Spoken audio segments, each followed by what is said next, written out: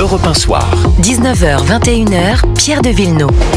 Et nous sommes avec Philippe Guibert, bonsoir. Bonsoir Pierre. Chroniqueur politique, bonsoir Alexandre Malafaille. Bonsoir Pierre de Villeneuve. Fondateur du think tank Sinopia, et bonsoir Gilles Kepel. Bonsoir. Merci d'être avec nous, politologue, professeur émérite des universités, auteur de ce livre Le bouleversement du monde, l'après 7 octobre. C'est paru cette année aux éditions Plomb. Par où commencer dans cette affaire syrienne? Peut-être par ces, demandes d'asile des Syriens, avec, on a l'impression que l'Europe se barricade, en tout cas certains pays européens, de manière souveraine et unitaire, et non pas au nom de l'Union européenne de Madame von der Leyen, chacun de son côté, adoptant des mesures, soit immédiates, soit à une certaine durée, dans plusieurs jours, de se fermer. Est-ce que il y a un risque de déferlement après l'ouverture des prisons syriennes? Parlons franchement de terroristes arrivant en Europe. Je ne pense pas que ce soit ça. Non, en fait, l'idée, c'est que les Syriens, ayant aujourd'hui abattu le régime dictatorial, un certain nombre d'entre eux vont retourner chez eux, vont avoir envie de retourner chez eux. Donc, la procédure qui avait été mise en place pour favoriser l'installation de ceux qui fuyaient le régime de Bachar el-Assad et la répression n'a plus lieu d'être. Il me semble que c'est ça la logique qui sous-tend ce qu'ont décidé un certain nombre de pays européens que vous venez de mentionner de manière indépendante mais concomitante en tout cas. Oui. Ou téléphoner si l'on peut dire. Et donc, mais cette évasion, ça soulève un problème. Ça veut dire que on peut le prendre comme ça. Il y a plus de dictature, donc il y a plus de raison qu'il y ait un asile. Vous pouvez rentrer chez vous. Et ça vaut pour les nouveaux, ceux qui ont déjà eu l'asile. On va pas leur supprimer du jour au lendemain. L'autre aspect, c'est que un certain nombre de jeunes Syriens qui soutiennent la révolution et qui s'inquiètent de ce que les Européens disent. Oulala, mais est-ce que derrière tout ça, il ne va pas y avoir un phénomène islamiste? Au fond, tout le monde était tellement content quand Ben Ali, le dictateur, est tombé, quand Kadhafi est tombé, de la Tunisie, de la Libye, quand Saddam Hussein en Irak est tombé, et puis quelques mois plus tard, on a vu, une année plus tard, Kadhafi, il avait dit, aux Libyens, il avait dit, si vous me destituez, vous aurez Al-Qaïda. Oui, alors c'était vrai qu'entre les deux, ils ont eu Daesh. Je peux dire, oui, mon cœur balance. Voilà, c'est ça. On attendait Al-Qaïda et on a eu Daesh. C'est effectivement aujourd'hui une grande question puisque on ne sait pas exactement ce qui s'est passé et ce qui va se passer au Moyen-Orient. On comprend pourquoi le régime de Bachar al-Assad est tombé, parce que au départ,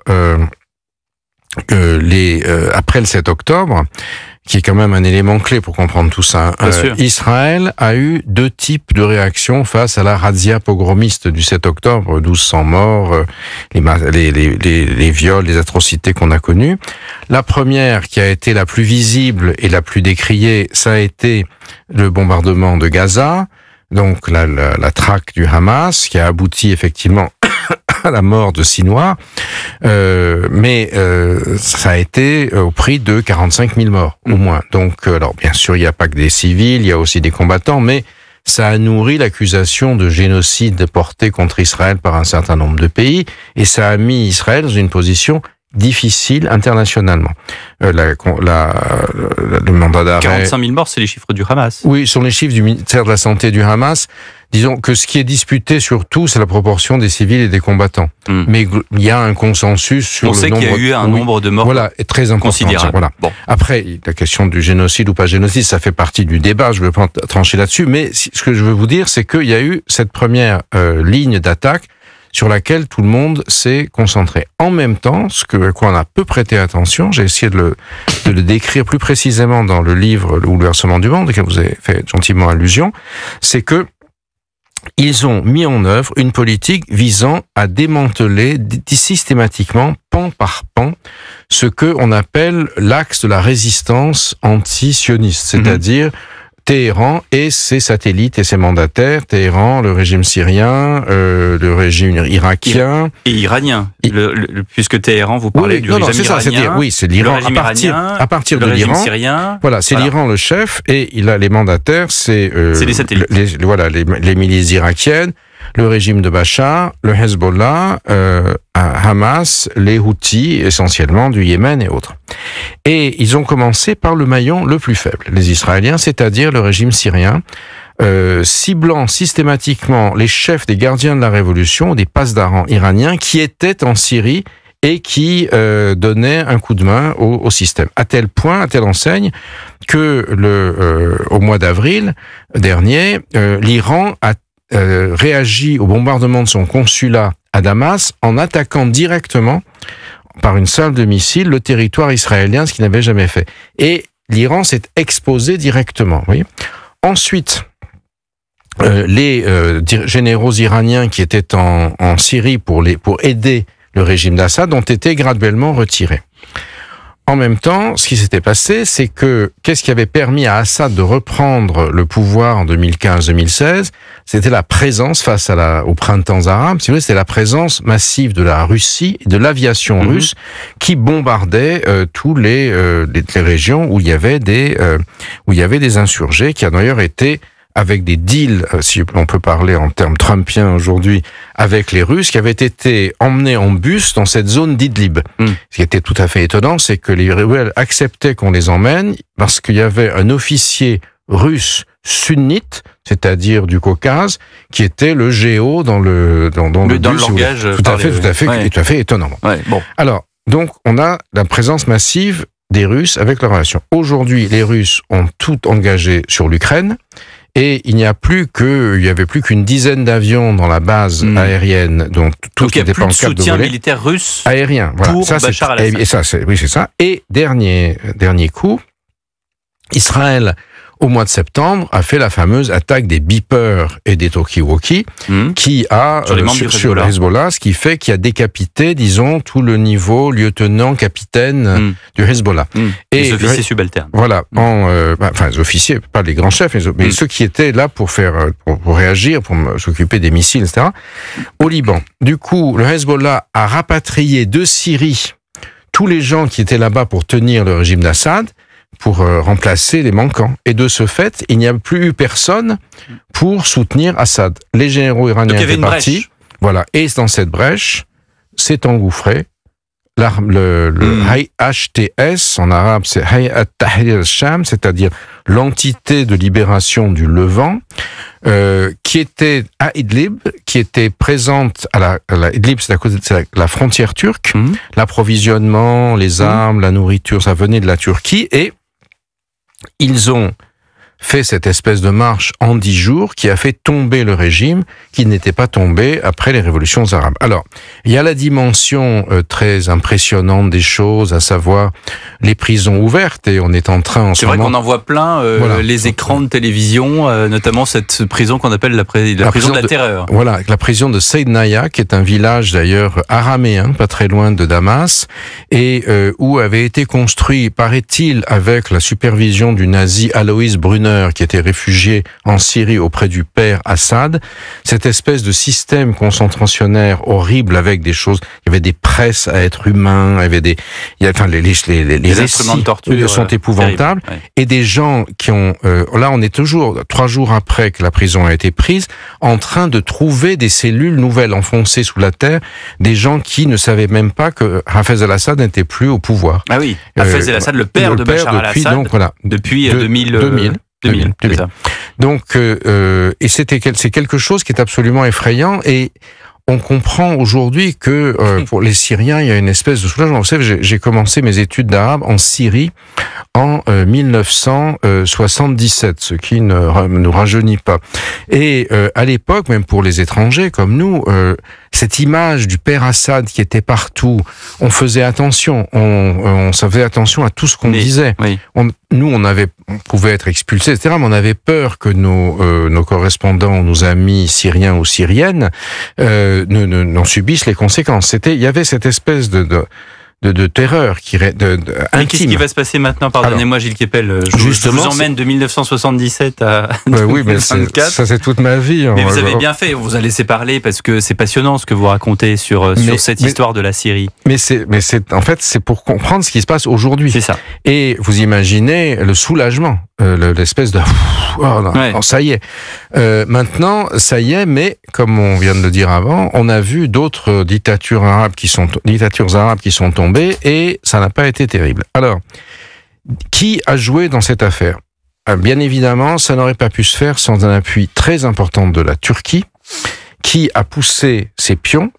On a vu à Damas, dans la grande mosquée sunnite, donc des Omeyyades, Monsieur Jolani, Abu Mohamed el-Jolani, le nouveau, qui entre-temps a changé de nom, c'était son nom de guerre, Abu Mohamed el-Jolani. Jolani, ça veut dire du Golan. Oui. Il s'appelait Ahmed Hussein al-Sharia. El-Sharia, voilà, c'est ça. Et donc, il s'appelle maintenant de nouveau comme ça, si j'ose dire, il se fait appeler comme ça. Et qui est à la tête de ces groupes de rebelles, lui-même est un ancien djihadiste passé par Daesh en Irak, envoyé par Baghdadi en Irak pour islamiser la révolte syrienne à l'époque. Ensuite, il s'est retourné contre Baghdadi. Il a construit un groupe local. Et au fur et à mesure, dans cette enclave d'Idlib où étaient amenés les gens en bus sous l'égide des Russes, il a essayé de construire quelque chose qui finalement a pris langue avec la Turquie et le Qatar et a établi ce qu'on a aujourd'hui, c'est-à-dire des éléments de langage après le media training d'Al Jazeera et des sites turcs, qui est plutôt niveau type frères musulmans, c'est-à-dire certes, nous sommes islamistes, mais nous sommes pour les libertés publiques, etc. Donc, là, vous parlez d'Al-Nosra ou c'est avant? Ça, c'est aujourd'hui. Oui. Al-Nosra, il n'était pas du tout pour les libertés publiques. Al-Nosra a exécuté un grand nombre de monde. Et Jolani a un passé qui n'est pas... il n'y a pas eu une vie de... Il n'est pas très reluisant. C'est pas le bisounours. Mais il explique, j'ai changé, etc. Alors, c'est d'ailleurs assez amusant parce qu'on voit... il y a une mémoire de ses apparitions, de sa panoplie dans des apparitions à la télé. On le voit il y a quelques années avec la Kalachnikov, le kéfier et le gilet pare-balles. Le gilet pare-balles. Et maintenant, après, ils lui ont mis un veston bleu et une chemise blanche. Là, il est apparu avec une veste kaki. Un peu Zelensky, si vous voulez. Certains disent Che Guevara. Oui, il y avait plutôt le code couleur de Zelensky, ce qui est plutôt habile puisque vous avez vu que Zelensky à Notre-Dame et à l'Élysée est plutôt apparu face à Donald Trump en bonne position, alors que Trump le considérait comme un minable qu'on allait sacrifier à Poutine.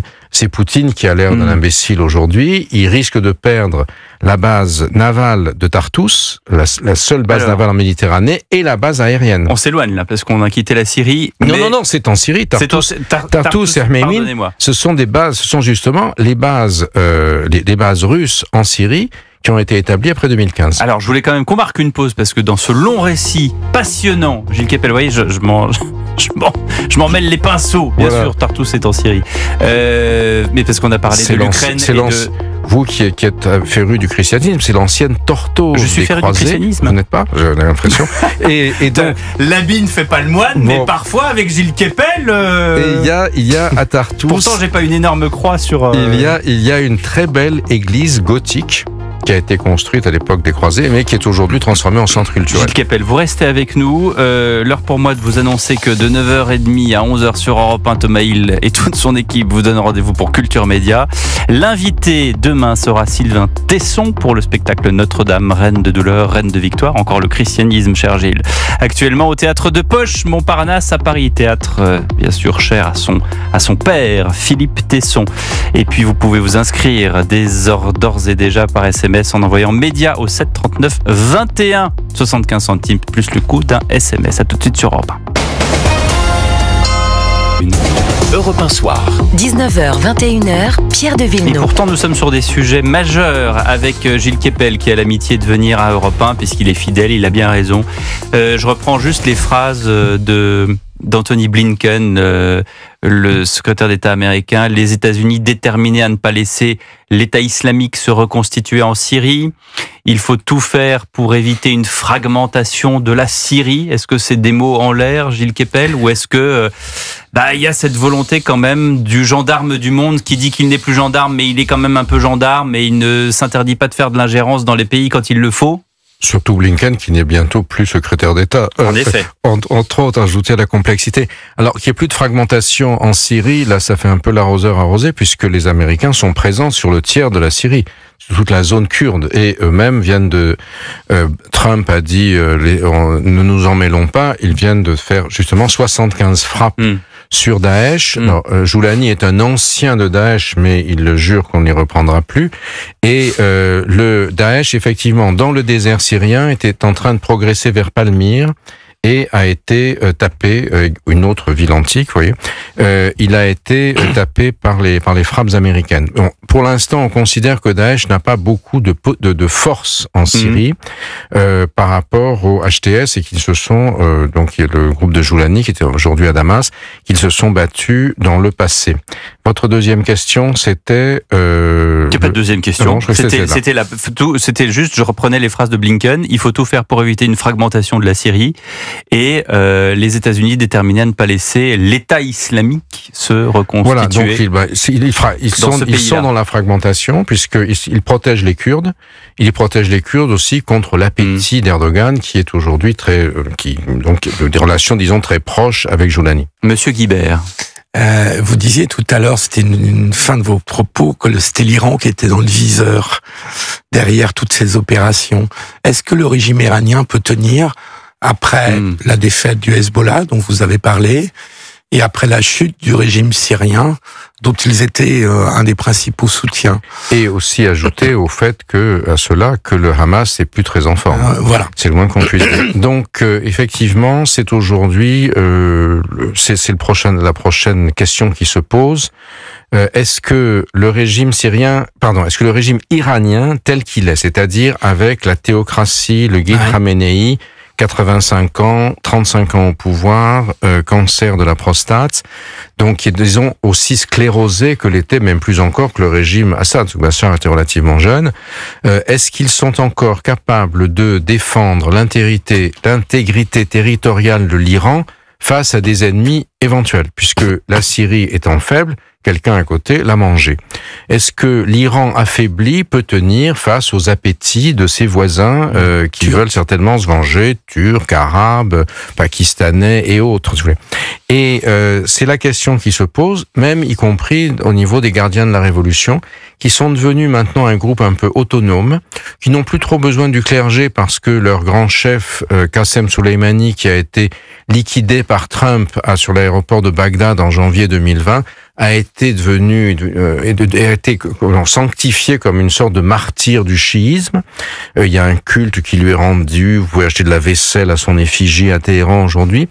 Donc, ils peuvent se dire, qu'est-ce qu'on a besoin encore de ces curés, entre guillemets, comme on appelle les ayatollahs, les amants en Iran, pardon. Est-ce que, au fond, il ne faut pas plutôt établir une espèce de régime autoritaire? Il regarde ce qui se passe en Arabie Saoudite, où Mohammed Ben Salman a mis les religieux de côté, et finalement, c'est plus simple, les femmes ont des libertés publiques. Donc, on voit bien que en Iran, où le trépied, c'est le régime, l'infaillibilité du guide de la révolution, le port du voile obligatoire et la lutte contre l'entité sioniste, elle se porte plutôt mieux aujourd'hui. Les femmes, désormais, dans un certain nombre de villes iraniennes, se promènent tête nue. Le Parlement, tenu par les ultra-conservateurs, est en train de durcir la législation en disant qu'il y aura des amendes énormes. Mais de même qu'il y a un député qui a dit tout à l'heure, pour faire peur aux Américains, on va faire un essai nucléaire. Donc on a un peu l'impression que c'est, si vous me passez l'expression, que de la gueule en ce moment qui est en train de se passer, et que en Iran, il y a des tensions très fortes au sommet pour savoir quelle politique mener. Donc on a l'impression que ça branle dans le manche. Ajoutez, dernier point, Elon Musk, qui, le 11 novembre, a pris langue avec l'ambassadeur iranien aux Nations Unies. Je pense pas que c'était pour lui vendre tout de suite des Tesla, mais les Iraniens n'ont pas démenti pendant une semaine, et au bout d'une semaine, on dit non, ça n'a jamais eu lieu. Je me suis renseigné auprès de sources américaines, ça a eu lieu. Alexandre Malafaille. En se remettant dans la perspective longue de l'histoire, on a un peu l'impression qu'entre la Turquie et l'Iran, c'est un peu les empires perses et ottomans qui s'affrontent, exactement, et que tout ce qui avait été tracé par les Occidentaux, les Européens, les Français, les Anglais, tout ça a volé en éclats. Mais c'était pas ma question. On a beaucoup. Mais ça n'empêche pas que c'était une excellente remarque. Merci beaucoup, Monsieur Capel. On entend depuis 2 jours une petite musique qui s'installe quand même dans un certain nombre de médias en disant après tout, il faut donner la chance au produit à propos d'HTS et de son leader.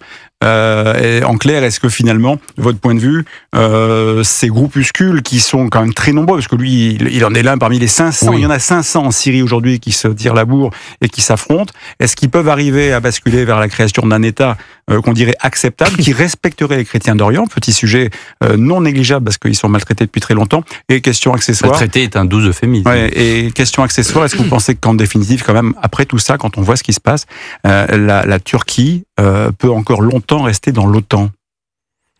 Alors ça, c'est toute la force de la Turquie, c'est de dire je suis oiseau, voyez mes ailes, et je suis animal, voyez ma chair. Si vous voulez, la Turquie joue avec beaucoup de maestria de cette ambiguïté. Ils ont fait le chantage, par exemple, quand les Scandinaves voulaient entrer dans l'OTAN, que si jamais les Scandinaves laissaient les Kurdes des positions d'influence dans leur pays, ils votaient contre. Et les Finlandais et les Suédois ont payé cher. Donc ça, c'est le jeu de la Turquie. Alors aujourd'hui, ce que vous soulignez, c'est effectivement que Jolani est simplement le nom ou la figure de ce qui se joue en Syrie dans la transition. On ne sait pas quel est son véritable pouvoir, on ne sait pas quelle est sa sincérité, et on ne sait pas sur qui il s'appuie. Ce qui est quand même, tout à l'heure, on a essayé de voir l'histoire en disant quel était le facteur qui avait abouti à l'effondrement du régime. Le 7 octobre, les bombardements, liquidation des gardiens de la Révolution, du Hezbollah, etc. Maintenant, ce qu'on ne sait pas vraiment, c'est qu'est-ce qui a permis que cette offensive soit aussi efficace en une dizaine de jours. Que quand ils arrivent à Damas, le Premier ministre les reçoit, bonjour, prenez un verre et discutons ensemble, embrassons-nous, folle vie. Tout ça donne le sentiment d'avoir été quand même assez téléphoné. Et il y a eu aussi bien à Doha, il y a eu une réunion récemment des responsables iraniens, turcs, russes, avec des Arabes, où, dit-on, on a considéré, et les Iraniens l'ont eu, que le régime d'Assad était fichu, que c'était plus la peine de le défendre, et qu'il fallait préparer une forme de transition, que le rapport de force était celui-ci. Qu'est-ce qui s'est dit à Doha? Je n'y étais pas. Donc j'étais pas non plus sur Europe 1. Voilà, montez-vous de moi. Et donc on ne sait pas, c'est quelque chose qu'il faut qu'on comprenne en ce moment, et il faut aussi qu'on situe cela dans cette conjoncture, pardonnez-moi de me citer encore une fois, de bouleversement du monde, qui veut que Trump a dit le 20 janvier, tout le monde au rapport. Et donc, le 20 janvier, chacun est en train de préparer ses petits paquets pour dire, moi, monsieur, Erdogan dit, regardez, moi, j'ai pris une position de pouvoir, je contrôle la Syrie. En échange, à propos, ces F-35, où sont-ils? Et puis il dit aussi à Erdogan, à propos de votre base, vos bases, si vous voulez pas qu'on les tape, il faudrait penser à me faire un discount sur les missiles solaires. Vous voyez. De même, les Iraniens sont en train de prendre des positions, les Russes, les Israéliens aussi. Il y a quelque chose qui est très frappant, c'est que Trump a dit, attention, si jamais les otages sont pas libérés, ça sera l'enfer, hell to pay, pour tous ceux qui auront mis obstacle et qui le pouvaient. Alors, tout le monde s'est dit, c'est le Hamas qui est visé. Oui, c'est le Hamas, certainement, mais c'est aussi les suprémacistes israéliens, Ben Gvir et Smotrich, qui refusent toute négociation avec le Hamas et qui mettent la pression à Netanyahou là-dessus en disant, Si Netanyahou négocie, ils retirent leurs députés et Netanyahou perd sa majorité et c'est la case prison. Donc, on voit bien... D'ailleurs, vous avez 100 frappes israéliennes sur des sites militaires syriens aujourd'hui. Oui, j'ai vu ça également. Oui. Donc, parce que la question pour Israël, c'est de savoir est-ce que le diable qu'il connaissait, à savoir Bachar el-Assad, était moins bien ou mieux que le diable inconnu. Ce qui n'a pas empêché Netanyahou de passer à la télévision hier et dire c'est grâce à nous, grâce à nos frappes, que le peuple syrien s'est libéré. D'ailleurs, Gilles Kepel, il est où, le diable? Il est à Moscou, comme on le dit? Est-ce que c'est une... Alors oui, c'est un... plausible? Je ne sais pas si c'est un bon... Ah, le diable, Bachar el-Assad, oui, c'est ce qui a été annoncé. Il y a eu toutes sortes de rumeurs. Après le départ de l'avion, la rumeur s'est répandue au Moyen-Orient que le jet de Bachar avait rencontré un missile. Là, les Russes ont dit, la famille Assad est là, ne refuse de dire où ils sont et ne confirme plus. C'est ça. Donc on est dans une espèce de flou. Mais c'est normal. Où le mensonge est quand même un élément très important de la c'est pas diplomatie. Grave. En tant que tel, s'il a disparu, ça change plus grand-chose maintenant. Oui, ça n'est pas pour lui, effectivement, il faut passer par perdre des profits. En revanche, pour les Russes, c'est un élément important parce que c'est un signe qu'on donne aux autres alliés des Russes dans le monde, à savoir le jour où ça ne va pas, vous avez une maison, une datcha quelque part en Russie, et s'il les lâche et qu'il les laisse tomber, évidemment, ça ne va pas susciter des vocations supplémentaires. Et la France dans tout ça, je voudrais qu'on écoute le ministre des Affaires étrangères, Jean-Noël Barrot. La place qui sera donnée aux femmes, la place qui sera donnée aux minorités chrétiennes, druzes, kurdes, conditionne la capacité de la Syrie à vivre en paix et en sécurité dans sa région. Les premiers signaux démontrent une volonté de ces groupes d'écarter les exactions dont certains groupes islamistes ou djihadistes sont coutumiers, d'écarter certaines attitudes qui démontreraient une volonté hégémonique. Mais nous sommes très prudents et je le dis, l'appui de la France sera conditionné au respect des minorités, ça s'apprécie sur la durée. Ça s'apprécie sur la durée, évidemment. Voilà des mots très prudents de Jean-Noël Barrot. Je cite quand même son homologue britannique David Lammy, lui qui dit attention, il ne faut pas qu'on soit aveuglé sur les risques de ce moment. La chute d'Assad n'apporte aucune garantie de paix, dit le ministre des Affaires étrangères britannique, en contrepartie de ce que vient de dire Jean-Noël Barrot. Effectivement, la déstabilisation est inscrite dans le renversement des despotes. Les despotes sont des régimes horribles sur lesquels on peut gager, c'est horrible de dire, de la stabilité. Le régime d'Assad avait deux défauts, il était despotique et il était totalement instable. Donc, il n'a pas pu survivre. On ne peut pas aujourd'hui écarter quand même ce sentiment de liesse, qui est de voir, vous l'avez mentionné, la prison de Saïd Naya, ce qui se passe est absolument atroce, et les gens respirent véritablement. Le problème, c'est d'accompagner autant qu'on le peut la transition et aussi de retenir notre souffle parce que tout ça se préoccupe. On n'a jamais vu ça dans une transition américaine où Trump est quand même déjà président sans avoir encore été intronisé. Je sens qu'on va en reparler, Gilles Kepel, et que vous allez revenir nous en parler. Politologue, auteur du Bouleversement du monde, l'après 7 octobre, publié aux éditions Plomb. Merci beaucoup d'avoir été avec nous. Dans un instant, on passe en revue l'actualité interne du pays, si j'ose dire. À tout de suite sur Europe 1.